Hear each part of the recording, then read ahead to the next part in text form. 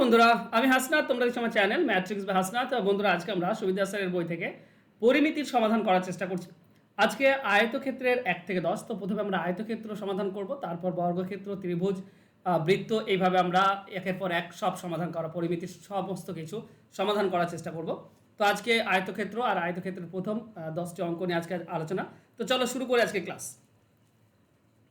প্রথম প্রশ্ন দেওয়া আছে, একটি আয়তক্ষেত্রের দৈর্ঘ্য ও প্রস্থের অনুপাত 2:3 এবং ক্ষেত্রফল 64 বর্গ সেমি হলে দৈর্ঘ্য কত হবে। দেখো, ফর্মুলা তো রয়েছে, কিন্তু আমরা নর্মালি প্রথমে করার চেষ্টা করব।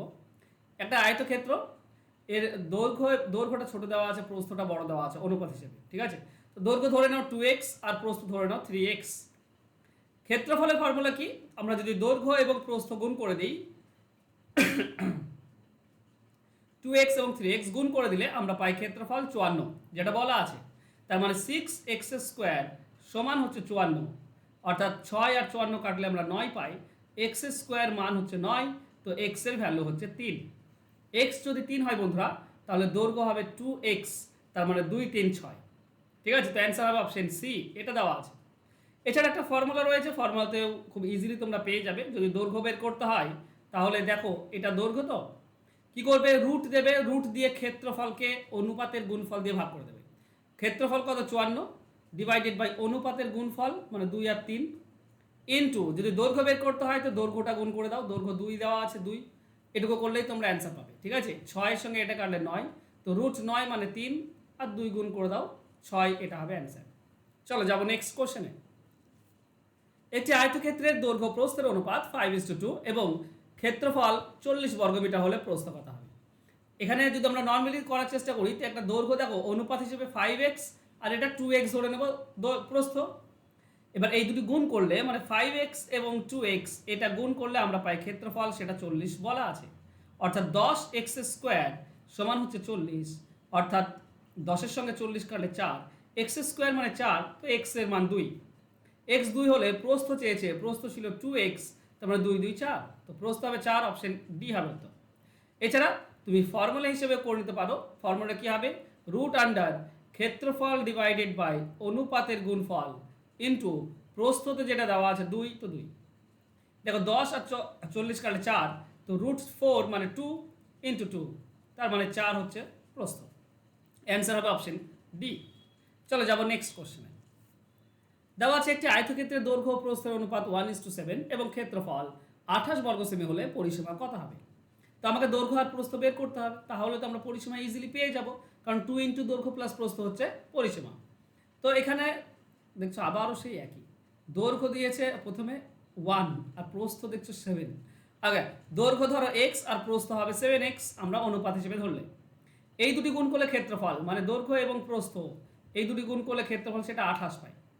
তো 7-এর সঙ্গে 28 কাটলে 4, এখানে দুটি x আছে, x² মানে 4, তো x এর ভ্যালু হচ্ছে 2। তার মানে আমাদের দৈর্ঘ্য হবে 2 আর প্রস্থ হবে 14, 7 2 14।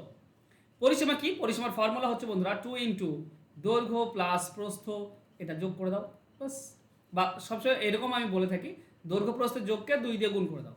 দৈর্ঘ্য প্রস্থের যোগ, তাকে 2 দিয়ে গুণ করলেই আমরা পরিসীমা পাই।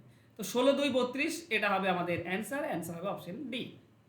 চলো যাবো নেক্সট কোশ্চেনে। একটি আয়তক্ষেত্রের দৈর্ঘ্য প্রস্থের অনুপাত দেওয়া আছে, পরিসীমা দেওয়া আছে, ক্ষেত্রফল কত বের করতে হবে। দেখো একটা জিনিস মনে রেখো, 2 ইন্টু দৈর্ঘ্য প্লাস প্রস্থ, দৈর্ঘ্য প্রস্থের যোগফল মানে হচ্ছে পরিসীমা, তাই তো? এটুকু তো আমরা জানি। এবার শুধু দৈর্ঘ্য প্রস্থের যোগফলটা কি হবে তাহলে? দৈর্ঘ্য প্রস্থের যোগফল, দেখো এইদিকে যে 2টা আছে, এটা পরিসীমার নিচে চলে আসবে। তার মানে আমরা বলতে পারি দৈর্ঘ্য প্রস্থের যোগফল মানে হচ্ছে পরিসীমা ডিভাইডেড বাই 2। এই জিনিসটা মনে রাখার বিষয়, কাজে দেবে। চলো আমরা এটার অ্যান্সার বের করার চেষ্টা করি। দেখো দৈর্ঘ্য প্রস্থ দেওয়া আছে, সিম্পল। দৈর্ঘ্য ধরে নাও 5x আর প্রস্থ হচ্ছে 3x, অনুপাত হিসেবে আমরা ধরলাম। এখন পরিসীমা কি পাবো? দেখো পরিসীমা দেওয়া আছে 48। আমরা কি জানি যে দৈর্ঘ্য আর প্রস্থ এই দুটি যোগ করলে কত হয়? এখানে এক্ষুনি বললাম দৈর্ঘ্য প্রস্থ যোগ করলে অর্ধেক পরিসীমা। পরিসীমাকে অর্ধেক করে দাও, মানে 24, অর্থাৎ 8x সমান হবে 24, x এর ভ্যালু হচ্ছে 3। তাহলে এটা 5 3 15 হচ্ছে দৈর্ঘ্য, আর 3 3 9 হচ্ছে প্রস্থ। ক্ষেত্রফল কত? আমরা সকলে জানি দৈর্ঘ্য ইন্টু প্রস্থ হচ্ছে ক্ষেত্রফল, তার মানে 135, এটা হবে অ্যান্সার হবে অপশন ডি। চলে যাব নেক্সট কোশ্চেনে। একটি আয়তক্ষেত্রের একটি বাহু 8 এবং কর্ণ 10, অপর বাহুর দৈর্ঘ্য কত হবে?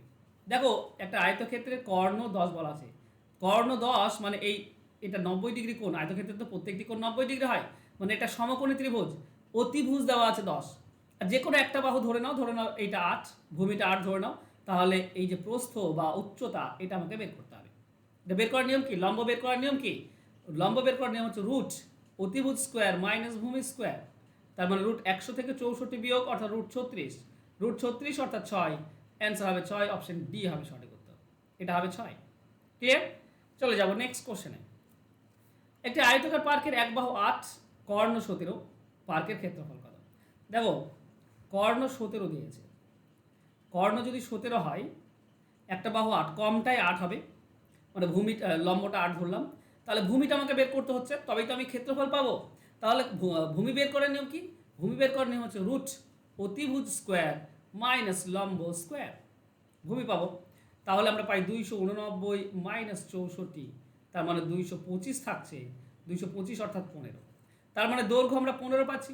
ক্ষেত্রফল বের করে নাও, দৈর্ঘ্য প্রস্থ গুণ 15 আর 8 গুণ করে দাও, আমরা পেয়ে যাব ক্ষেত্রফল অর্থাৎ 120, আনসার হবে অপশন বি, পার্কটির ক্ষেত্রফল হবে 120 বর্গমিটার। চলে যাব নেক্সট কোশ্চেনে। একটি আয়তক্ষেত্রের পরিসীমা 56, প্রস্থ বলেছে 12, ক্ষেত্রফল কত? আচ্ছা ক্ষেত্রফল বের করবো, তার আগে আমরা দৈর্ঘ্য দেখে নিই, প্রস্থ তো দেওয়া আছে, দৈর্ঘ্য বের করতে হবে। আমরা সকলেই জানি কি বলতো, দৈর্ঘ্য প্লাস প্রস্থ, দৈর্ঘ্য প্রস্থের যোগফল মানে কি? অর্ধেক পরিসীমা। তো পরিসীমা 56, অর্ধেক মানে হবে 28, এটা আমরা শিখলাম, আজকেই শিখলাম। তাহলে দৈর্ঘ্যটা কত হচ্ছে বন্ধুরা? দৈর্ঘ্য হবে 28 বিয়োগ করে দাও 12 থেকে, তাহলে 16, এটা হচ্ছে দৈর্ঘ্য। 12 এদিকে গেলে বিয়োগ হয়ে যায়, তাহলে দৈর্ঘ্য প্রস্থ আমরা পেয়েছি। ক্ষেত্রফল বের করে নেব, দৈর্ঘ্য ইন্টু প্রস্থ, 12 16 192, এটা হচ্ছে আমাদের অ্যান্সার হবে অপশন এ। ক্লিয়ার? চলে যাব নেক্সট কোশ্চেনে। 8 নম্বর কোশ্চেনে বলেছে একটি আয়তক্ষেত্রের দৈর্ঘ্য প্রস্থের 3 গুণ, এর পরিসীমা 64, প্রস্থ কত সেমি? প্রস্থের 3 গুণ হচ্ছে দৈর্ঘ্য, তাই বলেছে, তো সেটা তো বলেছে না, দৈর্ঘ্য প্রস্থের 3 গুণ, তো প্রস্থ যদি x হয়, দৈর্ঘ্য হবে 3x। আর আমরা সকলেই জানি কি, এই দৈর্ঘ্য আর প্রস্থ এই দুটি যোগ করা মানে অর্ধেক পরিসীমা, অর্ধেক পরিসীমা মানে 64 হচ্ছে পরিসীমা, 32 হচ্ছে অর্ধেক পরিসীমা, তাহলে 4x হচ্ছে 32, তাহলে x এর ভ্যালু 32কে 4 দিয়ে ভাগ করলে 8, তাহলে এটা 3 8 24, আর প্রস্থটা হবে শুধু 8, x মানে 8। আচ্ছা প্রস্থই চেয়েছে শুধু 8, তো অ্যান্সার হবে অপশন ডি। ক্লিয়ার? চলে যাব নেক্সট কোশ্চেনে। আচ্ছা তোমরা যদি অঙ্ক শিখতে চাও বন্ধুরা, ঠিক আছে, আমি এখানে সুবিধাস পুরো তো সমাধান করেই দিচ্ছি ইউটিউবে ফ্রিতেই, কিন্তু তোমরা যদি অঙ্ক শিখতে চাও তাহলে এই যে ওপরে ফোন নাম্বার দেওয়া আছে, এই নাম্বারে যোগাযোগ করে নিও যদি চ্যাপ্টার ধরে ধরে অঙ্ক তোমরা শিখতে চাও। ওকে, একটি আয়তক্ষেত্রের প্রস্থ দৈর্ঘ্যের 1/3 অংশ, এর ক্ষেত্রফল বলেছে 27 বর্গ সেমি, পরিসীমা কত? আবারও সেই একই জিনিসই দেওয়া আছে, প্রস্থ দৈর্ঘ্যের 3 ভাগের 1 ভাগ, মানে দৈর্ঘ্যটা যদি 3 ভাগ 3x ধরো, তাহলে প্রস্থ হচ্ছে 1 ভাগ x।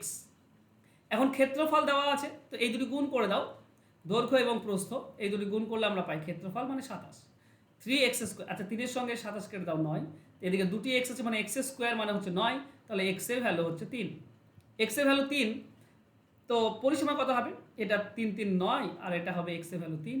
আমরা জানি 2 ইন্টু দৈর্ঘ্য প্লাস প্রস্থ, দৈর্ঘ্য আর প্রস্থ যোগ করলে 12 হয়, 12 গুণ করে দাও আমরা পেয়ে যাব, ঠিক আছে, তো আমরা কত পাচ্ছি? 24, এটা হচ্ছে অ্যান্সার হবে অপশন বি 24। ক্লিয়ার? চলো যাব নেক্সট কোশ্চেনে। একটি আয়তক্ষেত্রের প্রস্থ ও দৈর্ঘ্যের অনুপাত 2:5 এবং ক্ষেত্রফল 40 বর্গমিটার হলে প্রতিটি কর্ণের দৈর্ঘ্য কত মিটার হবে? ঠিক আছে, একটি আয়তক্ষেত্রের প্রস্থ ও দৈর্ঘ্যের অনুপাত দেওয়া আছে, ক্ষেত্রফল দেওয়া আছে, কর্ণের দৈর্ঘ্য চেয়েছে। দেখো ভালো করে বোঝো, আমরা যদি ধরে নিই যে দৈর্ঘ্য হচ্ছে 5x আর প্রস্থ হচ্ছে 2x, তো এই দুটি যদি আমরা গুণ করি মানে 5x এবং 2x, তাহলে আমরা ক্ষেত্রফল পাই, সেটা 40 বলা আছে, 10x স্কোয়ার মানে হচ্ছে 40, তো x এর ভ্যালু, x স্কোয়ারের ভ্যালু হচ্ছে 4, তার মানে x এর ভ্যালু হচ্ছে 2। তা ঠিক আছে, তাহলে আমরা এখানে দৈর্ঘ্যটা পাবো 5 2 10, আর এটা হচ্ছে 2x মানে হচ্ছে 4। কর্ণ আমাকে বের করতে বলেছে, তাই না? তো এটা তো সমকোণী ত্রিভুজ, এর লম্ব 4 আর ভূমি হচ্ছে 10। অতিভুজ কত বের করলে আমরা অ্যান্সার পেয়ে যাব? অতিভুজের নিয়ম হচ্ছে বন্ধুরা দৈর্ঘ্য স্কোয়ার প্লাস ভূমি স্কোয়ার প্লাস লম্ব স্কোয়ার। তার মানে আমরা হচ্ছে 100 আর 16 রুট 116 পাবো। রুট 116 মানে হচ্ছে তোমার যদি ভেঙে দাও তো 4 29 হবে যত সম্ভব, 4 29 116, ঠিক আছে। তার মানে 4 ইন্টু 29, 4-এর জন্য 2 বেরিয়ে আসবে আর রুট 29 থেকে যাবে, এটাই আমাদের অ্যান্সার হয়ে যাবে 2 রুট 29। তো অ্যান্সার হবে অপশন সি। ওকে, তোমরা যদি বন্ধুরা অঙ্ক শিখতে চাও, দেখো সামনে অনেকগুলো পরীক্ষা আছে, ডাব্লিউপি কনস্টেবল পরীক্ষা আছে, ক্লাস 2 পরীক্ষা আছে, মিসলিনিয়াস পরীক্ষা আছে, কেপির তোমার নোটিফিকেশন দিয়েছে তারও পরীক্ষা আছে। তো অনেকগুলো পরীক্ষা রয়েছে। আর এই পরীক্ষার জন্য তুমি যদি অঙ্ক না শিখে মোটামুটি প্রিপারেশন নিয়ে যদি চলে যাও, তো অঙ্ক এমন একটা আনসার্টেন মানে সাবজেক্ট, যেখানে হতে পারে অনেক সময় খুব সহজ চলে আসে, সবাই পারে, আবার এমনও চলে আসে যারা নড়াতেও পারে না।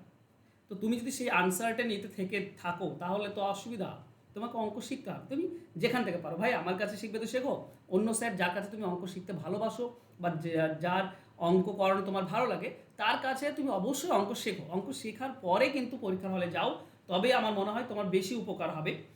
ঠিক আছে, আমি খুব সামান্য ফিজ নিয়ে পড়াই, অন্য অনেক স্যার আছেন যারাও খুব সামান্য ফিজ নিয়ে পড়াচ্ছেন। তোমার ফেভারিট স্যারের কাছে, যার কাছ থেকে তুমি অঙ্ক শিখতে পারবে বলে তোমার মনে হয়, সেখান থেকে তুমি অঙ্ক শিখতে পারো। আমার কাছে যদি অঙ্ক শিখতে চাও তো মাত্র 299 টাকা একবার মাত্র দিতে হবে।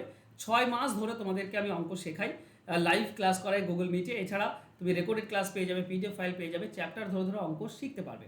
আমি শর্টকাট ট্রিক্সও তোমাদেরকে শেখাই, ফুল কনসেপ্ট দিয়ে থাকি চ্যাপ্টার ধরে ধরে। তো যদি অঙ্ক শিখতে চাও সামান্য ফিস দিয়ে আমার কাছে, তো ভর্তি হতে পারো, ফোন নাম্বার দেওয়া আছে। আর খুব আমি চেষ্টা করি সবসময় তোমাদেরকে খুব সামান্য মানে সহজভাবে বোঝাতে, ঠিক আছে। এখানে যেমন আমি তোমাদেরকে করালাম, এই যে ক্লাসগুলো করালাম, আয়তক্ষেত্রে 10টা অঙ্ক করালাম, অঙ্কগুলো খুবই সোজা সিম্পল সাধারণ ছিল। আস্তে আস্তে আমরা ঠিক আছে কঠিনের দিকে আসবো, কিন্তু সেগুলোও খুব সহজ যদি তোমরা একবার অঙ্ক বুঝতে পারো তাহলে, ঠিক আছে। না হলে কিন্তু খুব সহজ অঙ্কই তোমাদের কাছে কঠিন হয়ে দাঁড়ায় যদি বোঝার চেষ্টা না করো। আর এখন তো আমাদের ম্যাচুর ব্রেন, তো আমরা আশা করছি যদি একটু বোঝার চেষ্টা করি না, তো যে কোনো জিনিসই খুব সহজে বুঝতে পারবো। ওকে, তো চেষ্টা করবে পেড ব্যাচে ভর্তি হয়ে অঙ্ক শেখার জন্য। বন্ধুরা আজকে ক্লাস যদি ভালো লাগে তো অবশ্যই লাইক কমেন্ট এবং শেয়ার করে দিও। আর যারা এখনো ক্লাস রেগুলার করছো না, প্লিজ রেগুলার ক্লাস করো। তোমরা অনেকেই আছো রেগুলার ক্লাস করছো না, আমার যে ক্লাস সেগুলো শেয়ার করছো না, প্লিজ একটু শেয়ার করে দিও বন্ধুদের মাঝে, না হলে কিন্তু খুব বেশি রিচ হচ্ছে না, 100-200 ভিউ, যেখানে কি আর বলবো তোমাদেরকে। তো একটু শেয়ার করে দিও যাতে করে বেশি বন্ধুদের কাছে পৌঁছাতে পারি। ওকে, থ্যাংক ইউ সো মাচ, দেখা হবে নেক্সট ক্লাসে। ততক্ষণ ভালো থেকো, সুস্থ থেকো, ধন্যবাদ।